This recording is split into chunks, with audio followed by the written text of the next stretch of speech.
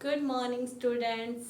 Today is our topic causes of disease, जिसमें हमने पिछली वीडियो में पढ़े थे बेटा अपने दो factors, one is external factor and second one is internal factor, या जिसको हम बोल रहे थे external causes and internal causes. अब बेटा हम ये देखेंगे कि जो काजेस हैं, जो फैक्टर्स थे, ठीक है, उसके लिए सबसे ज़्यादा कौन रिस्पॉन्सिबल है।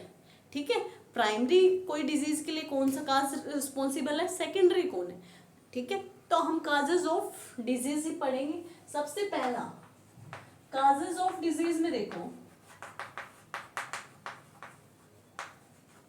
बेटा, नंबर 1 होता है आपका प्राइमरी काज, ठीक है, जिसको हम बोलते हैं इमीडिएट कॉज। ठीक है,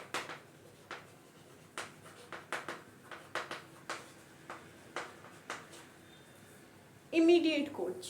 अब हम कॉजेज ऑफ डिजीज पढ़ रहे हैं कि हमें जो डिजीज होती है उसके लिए कौन रिस्पॉन्सिबल होता है, उसका क्या कारण होता है। तो सबसे पहले देख रहे हैं हम इमीडिएट कॉज कि आपकी बॉडी में कोई डिजीज है तो उसका सबसे पहला कौन रिस्पॉन्सिबल है।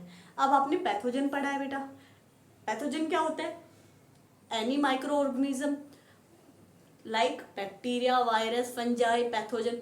ठीक है, कोई भी हो दैट रिस्पॉन्सिबल फॉर डिजीज। आपकी बॉडी में कोई भी माइक्रो ऑर्गेनिज्म, चाहे बैक्टीरिया हो, वायरस हो, ठीक है, वो सारे जो भी डिजीज कोजिंग ऑर्गेनिजम्स होंगे, चाहे वो बैक्टीरिया हो चाहे वायरस हो, वो क्या कहलाते हैं बेटा? पैथोजन।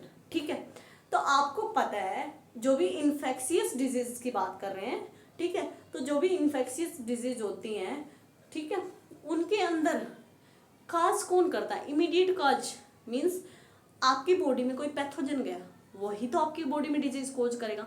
मान लो आपने गंदा पानी पिया तो उसमें क्या था? बैक्टीरिया था। उस बैक्टीरिया ने जाके आपका पेट को, स्टमक को खराब कर दिया।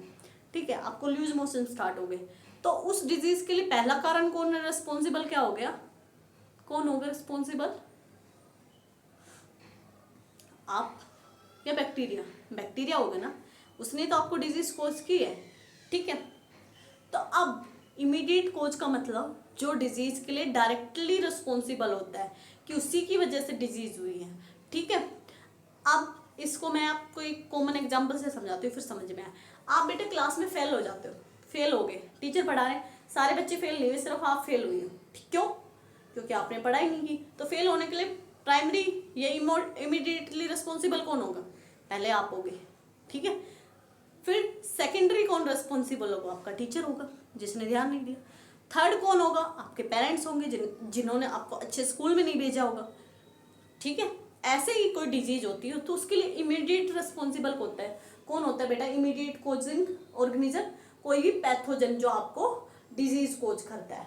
ठीक है, अब आपने गंदा पानी खाया, गंदा फूड, अब कोरोना वायरस आपकी बॉडी में एंटर हुआ, तभी तो आपको कोरोना होगा। ठीक है, तो वो वायरस रिस्पॉन्सिबल हुआ, तो सबसे पहले इमीडिएट कोज कौन करता है? पैथोजन। ठीक है, अब बेटे इसमें आता है सेकेंडरी कोज।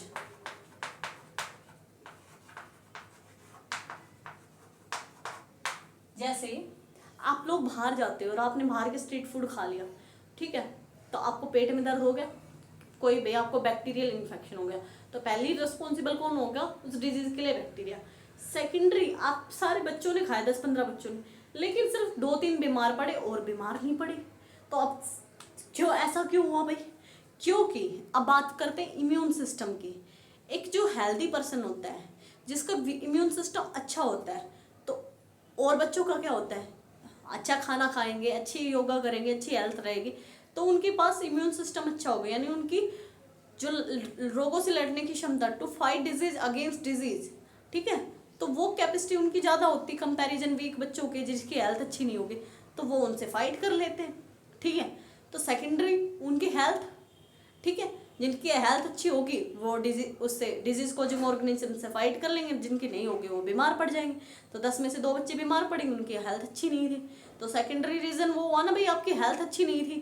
प्राइमरी रीजन तो बैक्टीरिया तो आपके अंदर भी गया, सारे बच्चों के अंदर गया, लेकिन जिनको डिजीज हुई वो उनका दूसरा कारण क्या था? उनकी हेल्थ अच्छी नहीं थी और बच्चों की हेल्थ अच्छी थी। अब जो टर्शरी कोज या थर्ड लेवल कोज जिसको बोलोगे कि इस डिजीज के लिए कौन रिस्पॉन्सिबल था, वो था बेटा अच्छी हेल्थ क्यों नहीं होती। आप अच्छी सोसाइटी में नहीं रह रहे हो, आपको अच्छा खाना नहीं मिल रहा, ठीक है, जिसकी वजह से आपकी हेल्थ अच्छी नहीं बनी। यानी अच्छा खाना कब मिलेगा? जब घर में अच्छी इकोनॉमी होगी, घर में अच्छे पैसे होंगे। अब घर में अच्छे पैसे नहीं है तो उसमें बच्चे का क्या कसूर? गरीब घर में जन्म ले ले तो पुअर्टी के कारण। तो थर्ड लेवल ऑफ डिजीज के कोजिंग का क्या इफेक्ट होता है? पुअर्टी यानी गरीबी, इकोनॉमिक कंडीशन, ठीक है, पुअर्टी, इकोनॉमिक कंडीशन। तो समझ में आई काजेस, प्राइमरी काज कोई भी पैथोजन, दूसरा बेटा क्या होता है? हेल्थ, ठीक है, थर्ड पुअर्टी और इकोनॉमी। तो ठीक है, यहां तक ये समझ में आया आपको ये सारी चीजें कौन कौन किसी भी डिजीज के लिए रिस्पॉन्सिबल होगा, ठीक है।